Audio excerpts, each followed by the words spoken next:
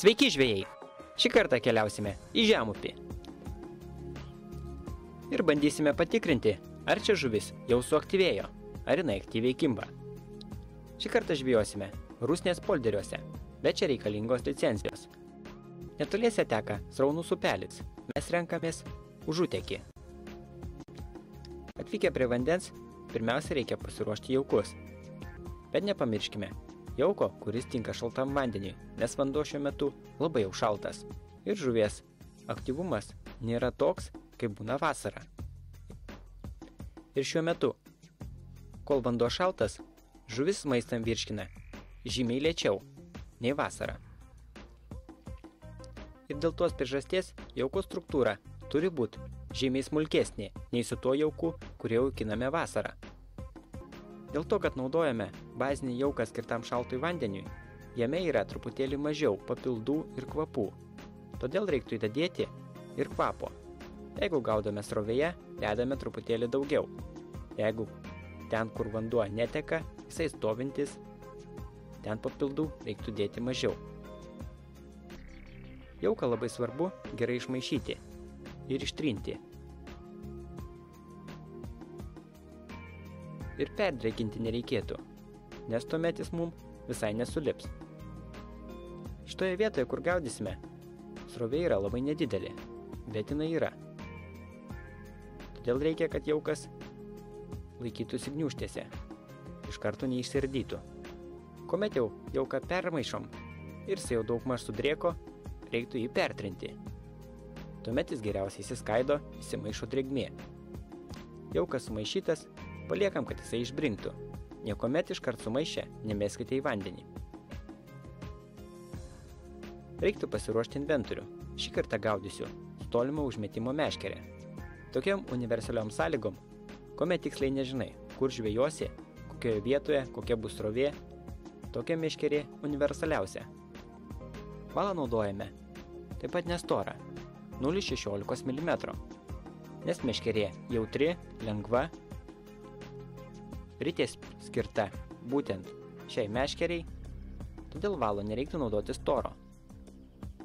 Atkreipiant dėmesį į vandens tėkmę, plūdę teks naudoti šaratuko formos.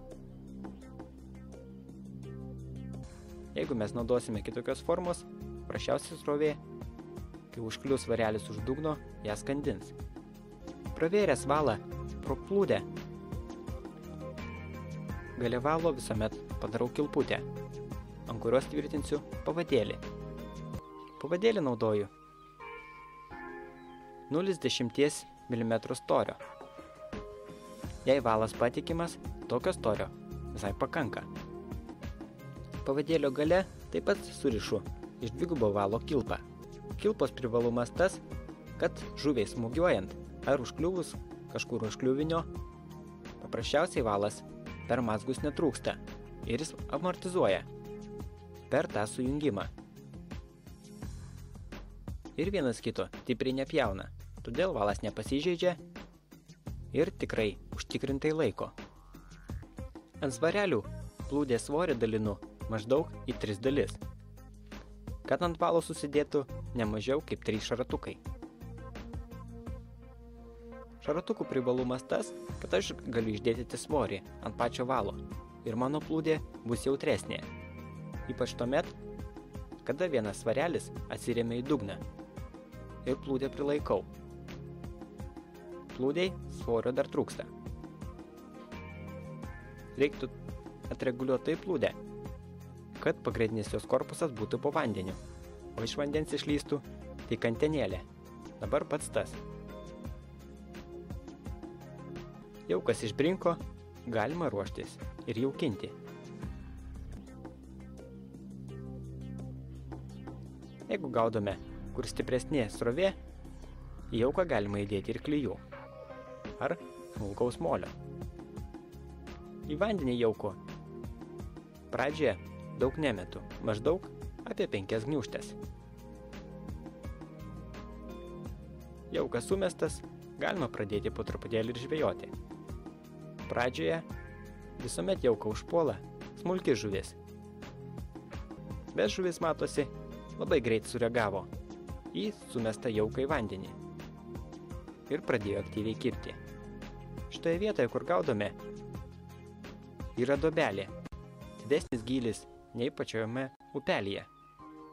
Čia gylis maždaug siekia apie 3-4 metrus, o pats upelis nesiekia net metro. Kaip pastebėjome, dideliame gylyje žuvies nebuvo tiek daug ir jos buvo visai nedidelės. Dėl to nusprendėme išbandyti ir kanalus, kurie yra netoli nuo polderio. Kanaluose gylis taip pat nemažas, bet čia vanduo greičiau įšyla, nes vanduo yra stovintis. Atėjęs į naują vietą, pirmiausiai pasijaukinu, nors iš pradžios pabandžius kibimų nesulaukiau. Tokiose vietose, kur plotai nedideli ir gylis nėra labai didelis, reiktų jaukinti keliuose vietose. Nes pagavus vienoje vietoje vieną kitą stambesnę koją, jos truputėlį apsibaido, vėliau apsigaudo. Ir kitos netaip greitai ateina į tą vietą, nes užplūsta didelė masė smulkios žuvies. Todėl reiktų pajaukinti žymiai toliau nuo tos vietos, kur pradžioje gaudėte, kad žuvis susikauptų į didesnius būrius ir būtų žymiai drąsesnė. Kaip matote, pirmoje vietoje jau pradėjo kibti žuvis ir į krantą keliauja visai graži koja. Ir svarbiausiai, greitai sureagavo į jauką.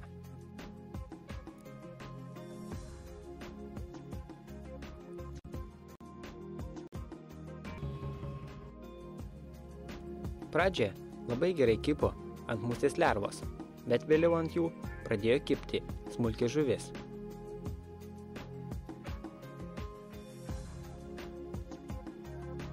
Reiškiasi, užėjo dideli būriai smulkios žuvies ir didžiosios kojos pasitraukė į šoną.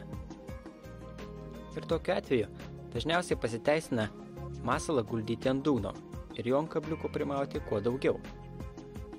Tuomet tos smulkios žuvys netaip stipriai reaguoja į tą masalą, kuris guli ant dugno, nei į tą, kuris yra pakibęs vandenyje. Bandau gaudyti su 2 meškerėmis, nes pradžioje kibimai buvo reti. Bet pradėjus kibti aktyviai žuvims, su 2 meškerėm tikrai sudėtinga. Bet tiek ant vienos, tiek ant kitos meškerės kibo stambios kojos. Ir dėl to sulaukiau ir ant slieko kibimo. Ir kažkas priešinasi tikrai stipriai ir visai nenori į krantą plaukti.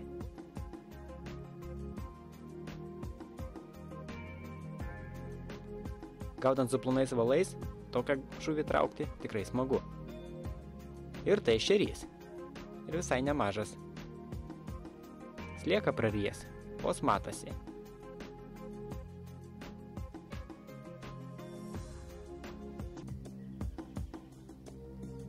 Kuo daugiau oras šils, tuo daugiau žuvies bus kanaluose.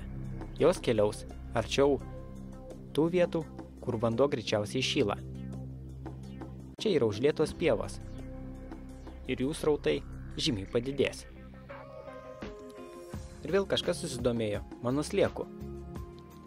Šios žuvies pasipriešinimas buvo truputėlį kitoks nei kojos. Tai plakis, kuris priešinasi visai kitaip nei koja. Įtraukti daug sudėtingiau nei kita žuvis, nors jis nėra labai didelis, bet priešintis sugeba. Kaip žuvis nėra vertinga, bet priešininkas tikrai malonus. Ir vėl į krantą keliauja koja. Netoliese tos vietos, kur žvejojame, kanalas išplatėja. Ta vieta pasirinkau vien dėl to, kad čia galima sugauti daug didesnių kuojų ir jos gali ateiti iš to vandens ploto, reaguodamas į jauko kvapus. Štai vėl kova su žuvimi. Ir vėl žuvis netokia jau maža.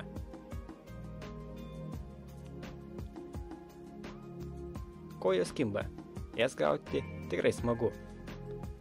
Kuo daugiau šiltėja, tuo kojos dar stipriau pradės kibti. Bet nuo tokių smulkių žuvų taip pat neatsikratysime. Jos taip pat nori kibti.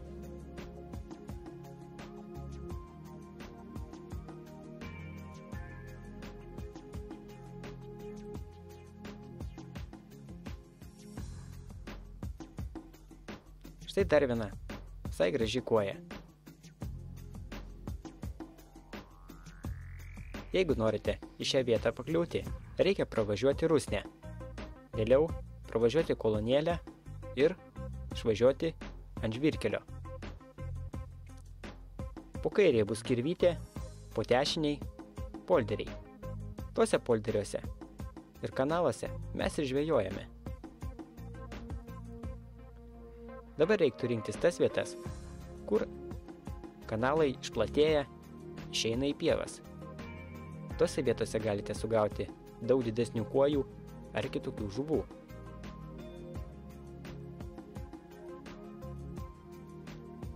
Gaudant kanaluose reikia visuomet pastoviai jaukinti, nes mūsų jaukas yra smulkus.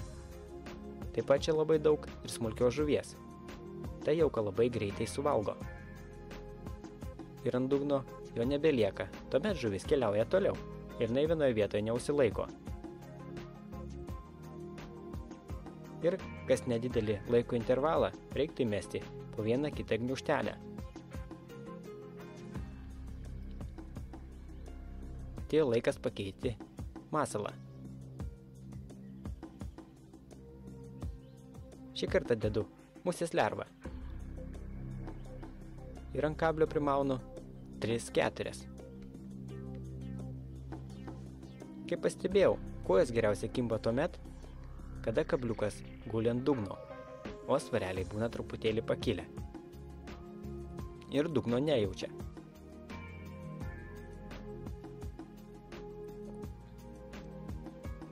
Gaudant ant slieko, didesnės kojos dažniau užkibdavo tuomet, kada svarelis paliesdavo dugną. Ir plūdė truputėlį pakildavo. Jos vėjas nejudindavo. Ir ypač tos, kurios žuvys yra atsargesnės, jos drąsiau masalą ima nuo dugno, kuomet jisai nejuda. Ir kada paguldai masalą ant dugno, mažiau domisi smulki žuvis. Aišku, kibimai būna žymiai retesni, bet žuvis stambesnė.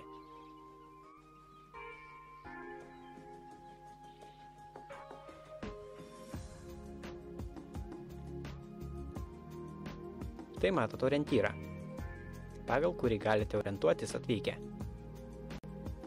Oras gražus, saulė šviečia, oras šiltėja. Žuvis taip pat kimba. Čia galima sugauti žuvies ne ką mažiau, nei Minijoj ar kitoje upėje. Tiktais jos reiktų paieškoti, pasirinkti gerus jaukus, atsireguliuoti taisyklingai sistemėlės.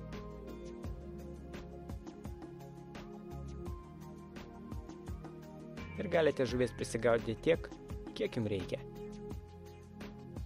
O azartą ir malonumą tikrai pajausite. O čia vandenyje gyvybės tikrai netrūksta. Vėl keičiu masalą. Bandysiu uždėti slieką.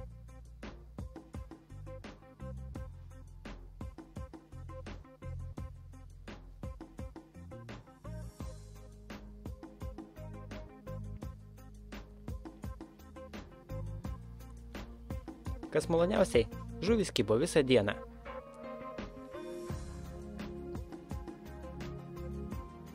Ir sietelėje žuvies buvo pakankamai. Tai dėl to nusprendėme žvejybą užbaigti. Beliko pasigrožėti laimikiu ir pradėti rinktis meškeres.